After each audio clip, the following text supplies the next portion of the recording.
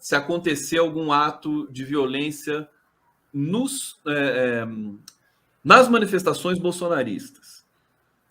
Quer dizer, eu acho que isso não tá sendo considerado nesse momento. Quer dizer, se eles tiverem, eles podem sair com armas, eles podem vacilar, eles também erram. Essa é a questão também, né Horta? Mas acontece que o erro para eles ajuda na estratégia deles, Conde. É isso que eu estou dizendo. Quanto mais alteração, quanto mais atrito institucional, quanto mais violência, mais o discurso de Jair Bolsonaro se reforça. Jair Bolsonaro está numa situação semelhante à situação que Lula estava dentro da cadeia. Eu vou comparar as duas agora e você vai entender. Lula dentro da cadeia, quanto mais lhe atacavam, mais ele crescia. Por quê? Porque ele estava no local onde efetivamente os ataques a ele revertiam de forma muito clara. Ele já está preso, ele alega inocência, as provas não existem, quanto mais você joga, mais as pessoas se convencem de tal contrário. Jair Bolsonaro está nesse lugar hoje, está dentro da presidência, dizendo que luta por um Brasil melhor, e qualquer coisa que aconteça, qualquer tipo de violência, qualquer tipo de destruição, qualquer tipo de arruaça, seja de esquerda, de direita, ou de centro, ou de ré, ou de qualquer coisa, favorece o discurso de Jair Bolsonaro, legitima as ações de Jair Bolsonaro. E podem efetivamente chegar a convencer parcelas da nossa sociedade de que a coisa realmente saiu dos eixos. Gente, foi assim que eles fizeram em 64. Em 64 eles criaram toda eles passaram atritando as instituições quase 6 meses, 8 meses antes. Então, nós estamos caminhando de novo para o mesmo lugar, para o mesmo processo, e o meu medo, Conde, é isso. Eu tenho 2 medos, na realidade. O primeiro é a gente perder companheiros nossos, no meio dessa loucura toda, porque é a vida de cada um que está ali, gente. Você não sabe quem é que está do teu lado, você não sabe se o cara que está do teu lado não é um Adélio da vida, que vai ali fazer algum ato enlouquecido, se explodir, gritar Bolsonaro e puxar uma... Né? As pessoas parecem que acham que o Brasil de Bolsonaro ele é um Brasil racional, e a gente fica fazendo cálculo de custo-benefício, dizendo, não, esses caras não vão fazer isso, não, eles não vão serem capazes de fazer isso. Gente, isso acabou. Acabou. A Lava Jato transformou a nossa racionalidade. A nossa racionalidade, que era pautada especificamente pelo judiciário, ela foi transformada pela Lava Jato quando se condenou pessoas e se prendeu gente sem nenhuma prova. Todo o resto, Conde, é decorrência disso.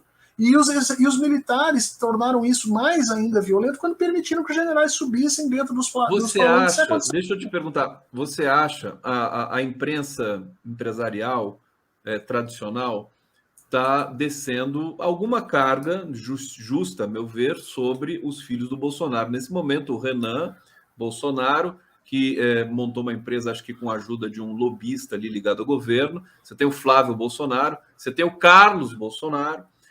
Você acha que isso, mais uma vez, reforça também a vitimização do Bolsonaro?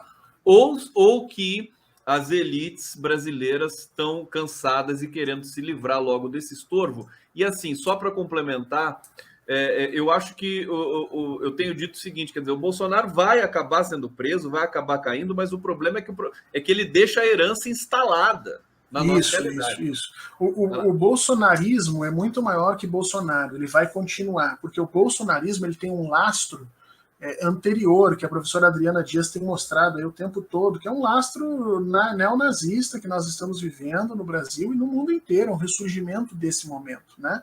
E esse lastro neonazista no Brasil, ele conversa com as nossas origens escravocratas, com a nossa sociedade desigual, com a nossa massa de homens e mulheres brancas de classe média, que nunca aceitou efetivamente que nós vivêssemos num país multiétnico. Então, tudo isso se conversa para formar esse bolo mal cheiroso de forças políticas que nós temos hoje comandando esse país.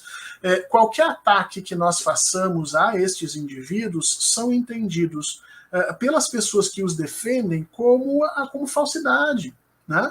Veja, um louco completamente ensandecido como Roberto Jefferson consegue ter pessoas a apoiá-lo dentro da cadeia. E aquele ali, Conde, não dá nem para dizer assim, não, ele está trabalhando por um Brasil melhor. Não, aquilo ali é só o símbolo da loucura. É o símbolo da resistência da direita, entendeu? Se colocando como mártir. Tem gente apoiando. Você imagina o que vai acontecer com o Bolsonaro, com seus filhos? E, na realidade, esse é outro erro que as nossas elites fizeram e estão fazendo, tá? Elas estão tentando domesticar Bolsonaro ainda hoje. há um movimento de duas vias na elite brasileira. Por um lado, a tentativa de domesticação de Bolsonaro, por outro lado, a tentativa de criação de uma terceira via. E esses dois movimentos, esses dois trabalhos políticos estão sendo articulados conjuntamente pela nossa centro-direita e pelos liberais. E já interrompendo, a Rede Globo vai transmitir as prévias do PSDB. Claro. Correndo. E se tu olhar a capa da Isto É, se não me engano, esse final de semana, é gritante o que eles estão fazendo, né? A cada pesquisa que sai, eles ficam tentando novos nomes, ficam tentando novas configurações políticas para tentar crescer e sair dali uma terceira via. Essas duas coisas, elas estão imbricadas, Conde. Eles precisam segurar Jair Bolsonaro, precisam criar uma terceira via para, a partir daí, saber qual dos dois eles vão tirar da eleição. Se eles vão tirar Luiz Inácio Lula da Silva, ou se vão tirar Jair Bolsonaro da eleição. Enquanto isso, eles têm que ir lidando esse processo com uma margem muito pequena, porque Jair Bolsonaro não é um ator racional. Se Jair Bolsonaro fosse um ator racional, as elites já tinham chegado para ele e ter dito: olha, meu amigo, nós vamos te botar tanto de dinheiro na sua conta e você vai morar, sei lá, em Mônaco com teus filhos, mas ele não é um ator racional.